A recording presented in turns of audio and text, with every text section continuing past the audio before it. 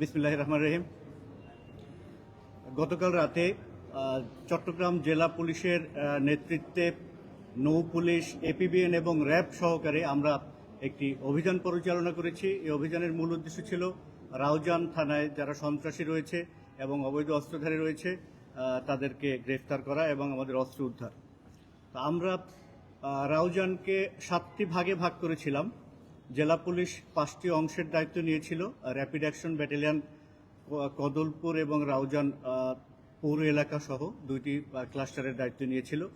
এই পুরো এলাকার নৌ সংক্রান্ত বিষয়টি নৌ পুলিশের পক্ষ থেকে দেখা হয়েছে যাতে কোনো সন্ত্রাসী ওখান থেকে পালাতে না পারে। আমাদের এর বাইরে রাঙামাটি জেলা পুলিশ পলায়নরত যারা সন্ত্রাসী তাদেরকে ধরার জন্য রাঙামাটির সীমান্তে ছিল।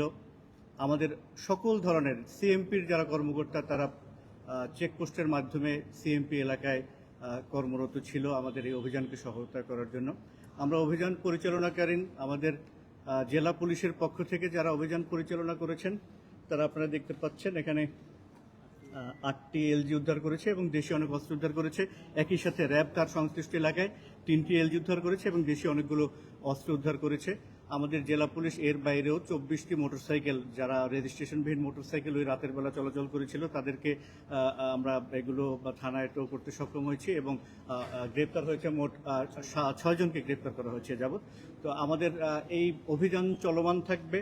আপনারা দেখছেন রাউজানকে শান্ত করার প্রয়াসে জেলা পুলিশ এবং নৌ পুলিশ, এপিবিএন, র্যাব সহ সকলে কিন্তু আপ্রাণ চেষ্টা করে যাচ্ছে একটি নিরাপদ চট্টগ্রাম আপনাদেরকে উপহার দেওয়ার জন্য। আপনারা দেখেছেন এই মাসে জেলা পুলিশ অনবরত অনেকগুলো অভিযান পরিচালনা করেছে এবং প্রচুর পরিমাণে দেশি বিদেশি অস্ত্র উদ্ধার করেছে।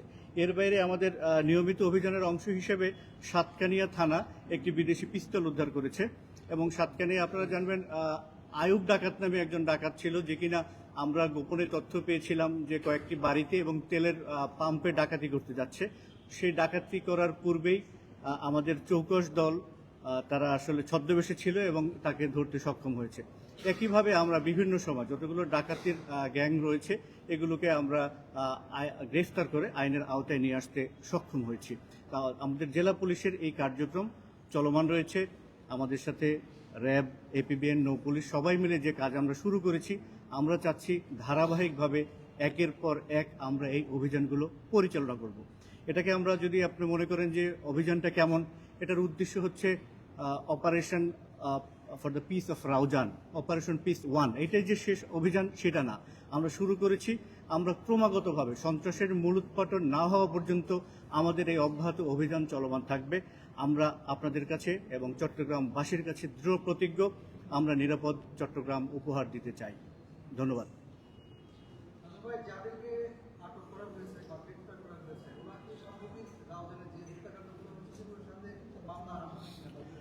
গতকালকে রাতে আমাদের আপনারা জানেন অভিযানের বিভিন্ন ধরন রয়েছে। কখনো পরিকল্পিত অভিযান হয়, প্ল্যান্ড অপারেশন হয়, সাডেন অপারেশন হয়, অ্যান্ড যে আকস্মিক যেটা হয় যে মানুষকে চমৎকৃত করে দেওয়ার মতো যে অপারেশন সেটা হয়ে থাকে। এই 3 ধরনের সাধারণত অভিযান হয়ে থাকে। আমরা গতকাল যে অভিযানটা করেছি এটা একটা সাডেন অপারেশন। এটা পরিকল্পিতভাবে করা না যে আমরা এখান থেকে এরকম করব। আমরা তাৎক্ষণিকভাবে দেখতে চাই যে কারা কারা কোথায় সন্ত্রাসের সাথে জড়িত আছে, কারা কারা অস্ত্রবস্ত্র রয়েছে, তারা কিভাবে রয়েছে, তাদেরকে কিভাবে এই রাউজান থেকে এখান থেকে আমরা আটক করতে পারি অথবা এখান থেকে আমরা রাউজান থেকে যাতে করতে না পারে আমরা সেই ব্যবস্থা করতে পারি। তারই লক্ষ্যে আমরা যখন সবাই মিলে যখন অভিযান শুরু করেছি, অভিযান শুরু করতে গিয়ে আমরা যাকে সন্দেহজনক পেয়েছি, যখন আমরা দেখতে পাই রাত 3টার সময় অবশ্যই কোনো ভালো মানুষ খালি খালি ঘুরতে বের হবেন না। রাত 3টার সময় রোগী কিংবা জরুরি প্রয়োজন ব্যতীত একজন মানুষ মোটরসাইকেলে যাওয়ার কথা না।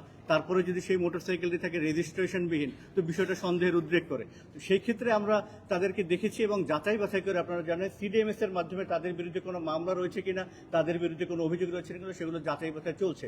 আপনারা জানেন অভিযান শুরু হয়েছে রাত 2টায়, গতকালকে রাত 2টা থেকে শুরু করে আজকে আমরা সকাল 7:30 পর্যন্ত কিন্তু অভিযানের মধ্যে ছিলাম। এখন আমাদের যে সময়টুকু রয়েছে এর মধ্যে কিন্তু বাছাই প্রক্রিয়া আসলে চলমান রয়েছে। আপনাকে আরো পরে আমরা এই বিষয়ে পুরোপুরি দিতে পারবো যে কোনো সন্দিগ্ধ কিংবা খুনের সাথে সম্পৃক্ত কোনো ব্যক্তি যাবৎ গ্রেপ্তার হয়েছে কিনা। রাজনৈতিক সংশ্লিষ্টতা আছে কিনা বা আপনাদেরকে শেল্টার দেওয়া কেউ আছে কিনা এমন কিছু পেয়েছেন? এটা তো আপনি আগেই বলি, আমরা যদি সবকিছু রাজনীতির আবরণে আবৃত করি, আমি যদি একটা অপরাধ করি, তাহলে প্রথম আমার পরিবারকে আপনি বলবেন যে উমুক পরিবারের ছেলে, এখন আমার পরিবারের সবাইকে অপরাধী, তারপরে বলবেন উমুক দেশের অপরাধী কিংবা উমুক ধর্মের অপরাধী। আমার জন্য কি পুরো ধর্মটা কলুষিত হতে পারে? আমি বলি, লেট মি ফিনিশ। আমার জন্য কি পুরো ধর্ম যাচ্ছে? আমার জন্য কি পুরো দেশটা কলুষিত হচ্ছে? না, তা না। এখন শেল্টার দিচ্ছে রাজনীতিবিদের কাছে। যদি কোনো ব্যক্তি অপরাধী যায়, রাজনীতিবিদ তাকে কতটুকু জানে, চিনে এবং তার অপকর্মটা কতটুকু প্রশ্রয় দেয়, সেটা হচ্ছে বিবেচ্য বিষয়। আমরা অপরাধীকে গ্রেফতার করতে গিয়ে রাজনীতিবিদের কাউকে প্রশ্রয় দেওয়ার কোনো তথ্য না পাই, আমরা রাজনীতিবিদকে কলুষিত বা তাকে আমরা দায়ী করতে পারি না। আমরা যদি কোনোভাবে কারো সংশ্লিষ্টতা পাই যে উমুকের পুরোপুরি সংশ্লিষ্টতা কিংবা তার অভিভাবকত্বে কেউ রাজনীতি করছে, আমরা আপনাদেরকে আশ্বাস দিতে চাই, আমরা তাদেরকেও আইনের আওতায় নিয়ে আসতে বদ্ধপরিকর। আচ্ছা, রায়হান নামের যে সন্ত্রাসীটার নাম বারবার আমরা দেখছি, সে রায়হানকে গ্রেফতারের রায়হানকে গ্রেফতারের আপনি যেভাবে দেখেছেন, আমরা দেখছি রায়হান 7টি হত্যা মামলার আসামি। তো 7টি হত্যা মামলার যে আসামি, তাকে তো আমরা খুঁজবই। মূল কথা হচ্ছে রায়হানের কথা শোনা যাচ্ছে, কিন্তু বিগত কয়েকদিনে রায়হানকে কেউ দেখেছে এমন কোনো তথ্য নেই। তার যে ভয়েস রেকর্ড, আপনার ভয়েস রেকর্ডটাকে আমরা বিবেচনা করতে পারি, পুরোপুরি বিশ্বাস করতে পারি না। রায়হান যদি চট্টগ্রামের মধ্যে থাকে, তাকে গ্রেফতারের জন্য সকল ধরনের ব্যবস্থাপনা আমাদের রয়েছে। না যেমন বলছিলাম, একটা খুন হয়েছে, কলেজের থেকে যে খুন করলাম, এই ধরনের মানে খুনের পরবর্তী প্রশ্ন করি সাথে যে অডিও ক্লিপগুলো যে এখন আমরা যেটা দেখছি, সেটি আসলে এখন কিন্তু জনমনে আসলে আতঙ্ক থাকে। আর আরেকটা বিষয় হচ্ছে কি, তারা কিন্তু যেটা বলছে যে আমি খুন করার জন্য খুন করবো, কয়েকদিনের মধ্যে হয়তো খুন হয়ে যাবে, এবং সেটা বাস্তবায়িত হচ্ছে। সেই জায়গাগুলো থেকে আপনারা এই বিষয়গুলো কিভাবে দেখছেন, অডিও সোর্সগুলোকে আপনারা কিভাবে দেখছেন, এবং এইটা টেস্ট করতে পারছেন কিনা, কাদের মধ্যে বাধা হচ্ছে, এটা নিয়ে আপনাদের কনসার্নটা কথা। ধন্যবাদ। একটা বিষয় দেখবেন যে নেক্সাস অফ ক্রিমিনালস একটা কথা আছে, যে ক্রিমিনালদের কিন্তু একটা সমাজ রয়েছে, যেই সমাজে এক ধরনের অপরাধী কিন্তু জানে একটা অঘটন ঘটলে, একটা হত্যাকাণ্ড ঘটলে, একটা ডাকাতি ঘটলে জানে যে কারা ঘটিয়েছে। ওদের মধ্যে কিন্তু সেই ধরনের একটা যোগাযোগ আছে। যদি জেলখানাকে আপনি মনে করেন, জেলখানায় যখন অপরাধীরা চলে যায়, জেলখানায় অপরাধীরা গিয়ে তারা নিজেরা যে কথা বলে, তারা নিজেরা যে পরিকল্পনা করে, ওইখান থেকে কিন্তু অনেক অপরাধের উৎস সম্পর্কে জানা যায়। জেলখানায় কিন্তু ওরা যখন আলোচনা করে তখন জানা যায়। এখন আন্ডারওয়ার্ল্ডের মধ্যে বা এখানে যারা দেশের বাইরে থেকে একটা বড় অংশকে আমরা দেখি বিদেশি নাম্বার ব্যবহার করে নিজের পরিচয় গোপন করে তারা বিদেশি নাম্বার থেকে কিন্তু বিভিন্ন ব্যক্তিকে থ্রেট দিচ্ছে। কোথাও কখনো বড় সাজ্জাদের কথা বলা হচ্ছে, কখনো রায়হানের কথা বলা হচ্ছে, কখনো তারা বিভিন্নভাবে থ্রেট দিচ্ছে, এইটা করেছি, এটা করব। এই বিষয়গুলো সবসময় আমরা পরীক্ষা করার আগেই কিন্তু আমরা গুরুত্ব সহকারে গ্রহণ করে থাকি। যখন একটা ব্যক্তিকে যখন মৃত্যু বা হত্যার হুমকি দেওয়া হয়, আমাদের কিন্তু তখন পরীক্ষার বিষয় ভাবার না যে এই বিষয়টা সত্যি কিনা, আমাদেরকে কিন্তু ঝাঁপিয়ে পড়তে হয় আসামিকে কিভাবে গ্রেপ্তার করতে হবে। আমরা কিন্তু সেই প্রক্রিয়ার মধ্যে রয়েছি। যখনই একটা হত্যাকাণ্ড কিংবা কাউকে থ্রেট দেওয়া হয়, আমরা কিন্তু খুবই শক্তভাবে বিষয়টা নিয়ে যাই এবং গুরুত্ব সহকারে সেই বিষয়টাকে বিবেচনা করে এই ক্ষেত্রে আমাদের যা করণীয়, আমরা যত দ্রুততার সাথে আমরা এর প্রায়োগিক ব্যবস্থা নিতে পারি, সেটি হচ্ছে আমাদের মূল লক্ষ্য। সেই লক্ষ্যে আমরা কাজ করে যাচ্ছি। আমরা যে ভিডিও ক্লিপটি বা অডিও ক্লিপটি আপনারা শুনেছেন, এগুলো আমরা আমাদের গোচরীভূত হওয়ার সাথে সাথে আমরা এই লক্ষ্যে প্রয়োজনীয় ব্যবস্থা গ্রহণ করেছি। আমাদের সাইবার টিম থেকে শুরু করে আমাদের এর বাইরেও যে অ্যাডভান্স টিম রয়েছে, সেই অ্যাডভান্স টিমেরও আমরা সহায়তা নিচ্ছি এবং আমরা চাচ্ছি যাতে অতি দ্রুত এদেরকে কোনো অঘটন ঘটানোর আগেই যাতে আমরা তাদেরকে আইনের আওতায় নিয়ে আসতে পারি।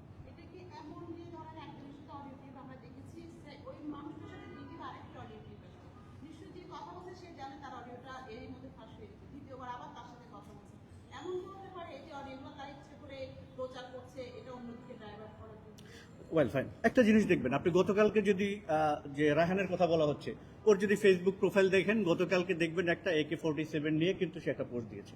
গতকালকের যদি আপনি রাতের পোস্ট একটা দিয়েছে, এবং সে দিয়েছে যে আমি মাদক নির্মূল করতাম, আমি অনেক সহজ সরল ছিলাম, ভালো ছিলাম, বিভিন্ন কথা তার পক্ষে কথা বলেছে। এইভাবে এর আগের যেটা দিয়েছে পোস্ট, সে দিয়েছে যে চট্টগ্রামে কোনো একটা জায়গায় সে গোসল করছে। নাম্বার কিন্তু একটা নম্বর থেকে দেওয়া হচ্ছে না, প্রত্যেকটা ক্ষেত্রে দেখা যাচ্ছে ভারতের নম্বর কিংবা মধ্যপ্রাচ্যের একটা দেশের নম্বর, এই নম্বরগুলো থেকে বিভিন্নভাবে দেওয়া হচ্ছে এবং ভুক্তভোগীদেরকে কখনোই একটা নাম্বার দুইবার একটা নাম্বার থেকে দ্বিতীয়বার কল এসেছে আমরা এটা কিন্তু দেখিনি। এটা যদিও অনেক গোপন বিষয়, আপনাদের সাথে যেহেতু আপনারা আলোচনার মাধ্যমে জানতে চাচ্ছেন আমরা শেয়ার করছি। এবং আপনারা জানবেন এই যে চট্টগ্রামে যারা এই অপরাধের সাথে জড়িত তারা কিন্তু নিজস্ব হ্যাকার রেখে কাজ করছে, তাদের ব্যক্তিগত হ্যাকার রয়েছে। তো এই প্রেক্ষিতে এই বিষয়গুলোকে মোকাবিলা করে কত দ্রুত আমরা করতে পারি এটাও তো একটা বিষয়। আমাদের যে যে জ্ঞানের বিষয় রয়েছে, আমাদের যে টেকনোলজিক্যাল জ্ঞানের যে বিষয়টি রয়েছে, সেক্ষেত্রে আমরা সর্বোচ্চ চেষ্টা করে যাচ্ছি। যতখানি আমরা এখানে আবিষ্কার করা সম্ভব, যতখানি আমরা উদ্ঘাটন করা সম্ভব আমরা সেটা করে যাচ্ছি, যেহেতু আমাদের মূল উদ্দেশ্য আপনাদের চাওয়ার সাথে এক এবং অভিন্ন। আপনারা চাচ্ছেন যারা সন্ত্রাস করছে তাদের গ্রেপ্তার, আমরা সেই লক্ষ্যে কাজ করে যাচ্ছি। আপনাদের এবং আমাদের চাওয়া এক এবং অভিন্ন, এবং মানুষের, সাধারণ মানুষের যে চাওয়াটা রয়েছে এটা বাস্তবায়ন করা হচ্ছে আমাদের মূল লক্ষ্য। থ্যাংক ইউ, ধন্যবাদ। সালাম আলাইকুম। এটা ক্লোজ করো। টিভি টিম কোথায়?